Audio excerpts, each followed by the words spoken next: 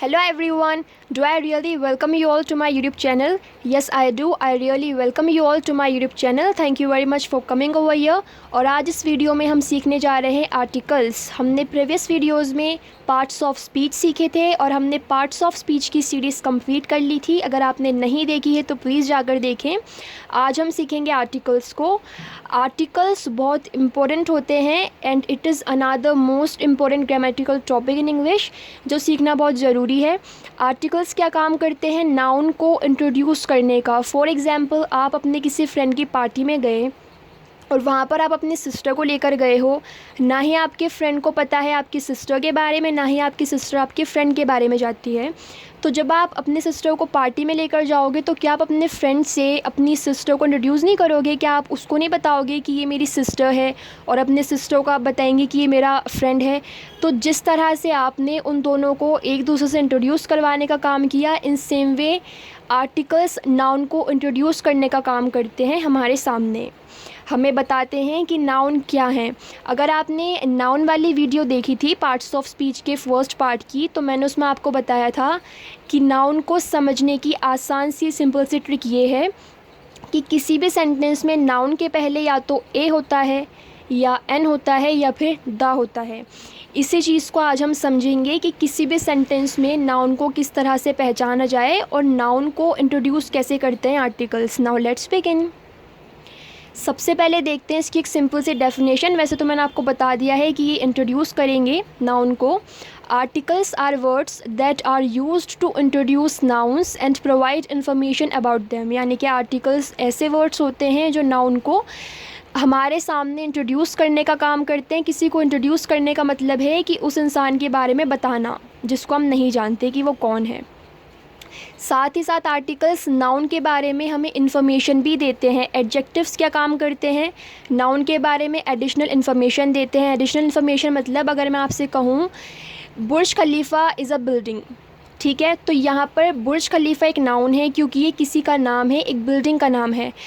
But जब मैंने आपसे कहा Burj Khalifa is the tallest building in the world, तो यहाँ पर जो वर्ड आया टॉलेस्ट यानी कि लंबी, तो ये बुर्ज खलीफा के बारे में एडिशनल इन्फॉर्मेशन दे रहा है। ये वर्ड एक एडजेक्टिव है। यहाँ पर एडजेक्टिव्स नाउन और प्रोनाउन के बारे में हमें डिटेल बता रहे हैं, एडिशनल इन्फॉर्मेशन दे रहे हैं, बट आर्टिकल्स हमें नाउन को इंट्रोड्यूस करवाएंगे। In English there are 3 main articles, a, an and the. ये तो आपने सुना होगा कि ए, एन और द ये 3 आर्टिकल्स है इंग्लिश लैंग्वेज में। A and an are indefinite articles, यानी कि ए और एन ये दोनों इंडेफिनेट आर्टिकल्स हैं। इंडेफिनेट मतलब अनिश्चित, जिसके बारे में पता नहीं है। A is used before words that begin with a consonant sound, while N is used before words that begin with a vowel sound। यानी कि A जो वर्ड है, ये जो आर्टिकल है, ये जो लेटर है, ये यूज़ होता है उन वर्ड से पहले जिनका साउंड कॉन्सोनेंट हो, और जो N है वो यूज़ होता है उन वर्ड से पहले जिनके साउंड वावल हो। अब वावल और कॉन्सोनेंट क्या होते हैं, मैं एक सेपरेट वीडियो बनाऊंगी फोनेटिक साउंड्स के ऊपर, वावल और कॉन्सोनेंट पर, जिसमें हम ठीक से समझेंगे वावल्स को, कॉन्सोनेंट्स को और फोनेटिक साउंड्स को। बट अभी के लिए मैं आपको बहुत ब्रीफली बता दूं कि इंग्लिश में जो इंग्लिश अल्फ़ाबेट है ए से जेड तक, वो 26 लेटर्स है और इन 26 लेटर्स के अंदर 5 वावल्स हैं और बाकी के जो रेस्ट ऑफ द 21 लेटर्स हैं वो कॉन्सोनेंट्स कहलाते हैं। यानी कि वावल मतलब स्वर, जिन्हें हम हिंदी में स्वर बोलते हैं, और कॉन्सोनेंट यानी व्यंजन। ए, ई, आई, ओ, यू, ये 5 जो लेटर्स हैं इंग्लिश अल्फ़ाबेट में, इन्हें हम वावल बोलते हैं। बाकी के जो 21 हैं वो सारे कॉन्सोनेंट्स कहलाते हैं। तो जहाँ पर इंग्लिश में हम वावल साउंड देखें, यानी कि ए, ई, आई, ओ, यू, इन 5 लेटर्स के जो साउंड प्रोड्यूस हो, अगर ये हम साउंड देखें तो उससे पहले हम एन लगाएंगे। वाइल अगर हम कॉन्सोनेंट का साउंड देखें जो कि बाकी के 21 लेटर्स में से निकलेगा, तो हम उससे पहले ए लगाएंगे। फॉर एग्ज़ाम्पल, सबसे पहले देखते हैं कॉन्सोनेंट साउंड्स को। A cat is on the table. अब यहाँ पर कैट ये एक नाउन है और इसका जो साउंड निकल रहा है सी का साउंड क्या निकल रहा है, के, का, कैट, तो ये एक कॉन्सोनेंट है, इससे पहले हमने ए लगाया। In this second sentence a bag is lying on the floor, यानी कि एक बैग ज़मीन पर पड़ा हुआ है, तो बैग, बी, ये एक कॉन्सोनेंट है, इसका साउंड निकल रहा है बा, बैग, तो ये भी एक कॉन्सोनेंट है, इससे पहले हमने ए लगाया। थर्ड सेंटेंस में I saw a mouse under your bed, यानी मैंने तुम्हारे बेड के नीचे एक माउस देखा। तो इससे पहले हमने ए लगाया क्योंकि माउस ये एक कॉन्सोनेंट है, एम माँ का जो साउंड निकल रहा है ये कॉन्सोनेंट है, इसलिए हमने ए लगाया। तो ये हो गए हमारे कॉन्सोनेंट। अगर कॉन्सोनेंट साउंड किसी लेटर में से निकल रहा है तो हम उससे पहले ए लगाएंगे। वावल साउंड्स के अंदर अगर हम देखें तो an apple is a healthy fruit, apple ए, मैंने आपको बताया वावल हम ए ई आई ओ यू इन पांचों को हम वावल की कैटेगरी में रखते हैं। तो ए, इसका जो साउंड निकल रहा है वो निकल रहा है ए, एप्पल, ए एप्पल। तो ये जो ए साउंड निकल रहा है इससे पहले हम एन लगाएंगे क्योंकि एक वावल साउंड है। सेकंड सेंटेंस में an elephant was eating sugar cane, यानी एक हाथी एक एलिफेंट गन्ना खा रहा था। तो एलिफेंट ई एक वावल है, साथ ही साथ इसका जो साउंड है वो भी एक वावल साउंड है। अगर हम देखें ए, इसको हम बोलते हैं ए। मैं आपको फोनेटिक साउंड्स में बताऊंगी कि किस तरह से हमें लेटर्स को प्रोनाउंस करना होता है।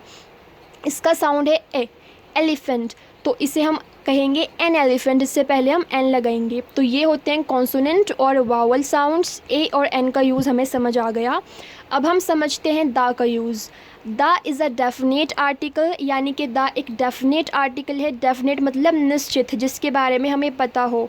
ए और एन इनडेफिनेट है, अनिश्चित है, वाइल दा एक डेफिनेट आर्टिकल है, निश्चित है। The is used when we are talking about specific known items. अब दा का यूज़ हम तब करते हैं जब हम किसी चीज़ के बारे में पहले से जानते हैं, जब स्पीकर यानी बोलने वाला भी उस चीज़ के बारे में पहले से जानता हो और लिसनर सुनने वाला भी। फॉर एग्ज़ाम्पल मैंने आपसे कहा the cat is on the table. अब यहाँ पर मैंने कैट से पहले दा क्यों लगाया, क्योंकि मैं जब किसी से बात कर रही हूँ जिसको मैं बता रही हूँ कि कैट टेबल पर है, तो वो इंसान भी उस कैट के बारे में जानता है और मैं भी। मान लें आप रूम में बैठे हैं अपनी सिस्टर के साथ और एक बिल्ली आई और आप दोनों ने उसको भगाने की कोशिश की और वो चली गई नीचे, ठीक है। अब थोड़ी देर बाद जब आप नीचे गए तो आपने देखा कि वही कैट टेबल पर बैठी हुई है। अब उस कैट को पहले आपने भी देखा था एज़ वेल एज़ आपकी सिस्टर ने भी देखा था। अब आप अपनी सिस्टर को जाकर बताओगे the cat is on the table. अगर आप यहाँ बोलते a cat is on the table तो इसका मतलब होता है कि सिर्फ आपने ही उस कैट को देखा है, आपकी सिस्टर ने नहीं, क्योंकि एक इनडेफिनेट है। ए इनडेफिनेट है, इसलिए हमने ए लगाया। कैट को सिर्फ आपने देखा, आपकी फ्रेंड ने तो नहीं देखा, आपकी सिस्टर ने तो नहीं देखा। बट जब आपने कहा the cat is on the table तो इसका मतलब है कि आपने भी उस कैट को देखा है और आपकी सिस्टर ने भी। जब आप उन्हें जाकर बताओगे the cat is on the table तो वो समझ जाएगी कि आप किस कैट की बात कर रहे हो। आप उस कैट की बात कर रहे हो जिसे आपने रूम में देखा था। तो इस तरह से जिन चीज़ों के बारे में हम दोनों पहले से जानते हैं उनसे पहले हम दा लगाते हैं। For example can you pass me the salt, क्या तुम मुझे सॉल्ट पकड़ा सकते हो। अब सॉल्ट के बारे में आपको भी पता है और जिस इंसान से आप सॉल्ट मांग रहे हो उसे भी पता है, तो आपने 10 सॉल्ट लगाया। I watched the movie last night, मैंने कल मूवी देखी। मान ले आप कोई मूवी देख कर आए या आपकी फ्रेंड कोई मूवी देख कर आई और आपकी फ्रेंड ने आपको आके उस मूवी के बारे में बताया। अब आप उससे बोल रहे हो कि मैं कल ये मूवी देखूंगी। अब जब कल आपने उस मूवी को देखा तो अब आप दोनों ही उस मूवी के बारे में जानते हो, आपकी फ्रेंड भी और आप भी। तो आप उसको किस तरह बताओगे, I watched the movie last night, मैंने कल वो मूवी देख लिया। वो समझ जाएगी कि आप किस मूवी की बात कर रहे हो, उसी मूवी की जो उसने आपको बताई थी। अगर आप यहाँ पर बोलते I watched a movie last night तो इसका मतलब होता है आपने कोई सी भी मूवी देखी होगी, आपकी फ्रेंड को नहीं पता। The cat is sleeping on the couch, यानी बिल्ली कैट काउच पर सो रही है। यहाँ पर द कैट हमने क्यों कहा, क्योंकि जिसको आप बता रहे हो वो भी उस कैट के बारे में जानता है। हम किसी एक स्पेसिफिक कैट की बात कर रहे हैं जिसके बारे में हम दोनों जानते हैं, as well as the couch. Couch से पहले भी दा लगा क्योंकि काउच के बारे में भी हमें पता है, हमारे घर में रखा हुआ है। तो जाहिर बात है हम दोनों को पता है किस काउच की बात हो रही है। The sun is shining brightly today, यानी आज सन सूरज बहुत ही तेज़ी से चमक रहा है, शाइन कर रहा है। सन को तो हम सब देखते हैं, हम सबको पता है सन तो एक ही है स्पेसिफिक और बहुत सारे सूरज तो नहीं निकलते स्काई में। तो सन को हम दोनों ही जानते हैं, इसलिए हमने द सन कहा। तो इस तरह से ए, एन और द इन तीनों आर्टिकल का यूज़ हम करते हैं सेंटेंसेस के अंदर। ए हम तब लगाएंगे जब कॉन्सोनेंट साउंड हो, एन हम तब लगाएंगे जब वावल साउंड हो, द का यूज़ हम तब करेंगे जब हम दोनों ही स्पीकर, मतलब जो बोल रहा है, लिसनर जो सुन रहा है, हम दोनों ही उस चीज़ के बारे में जानते हों। जैसे कि the cat, the bag, the mall, इस तरह से। उम्मीद है आपको वीडियो पसंद आई होगी। अगर ये वीडियो आपको पसंद आई हो, आपके लिए हेल्पफुल रही हो, या मेरे बताने का तरीका आपको अच्छा लगा हो, तो प्लीज़ इस वीडियो को लाइक कर दें, मेरे एफ़र्ट्स को लाइक कर दें, ताकि मुझे पता चले मेरे एफ़र्ट्स अच्छे भी हैं या नहीं। मेरी वीडियो को शेयर करें अपने फ्रेंड्स के साथ, मेरे चैनल को सब्सक्राइब कर लें for more such grammatical video, और मुझे कमेंट बॉक्स में बताएं आपको मेरी वीडियोस कैसी लगती हैं। Thank you very much for watching. Bye bye, see you soon.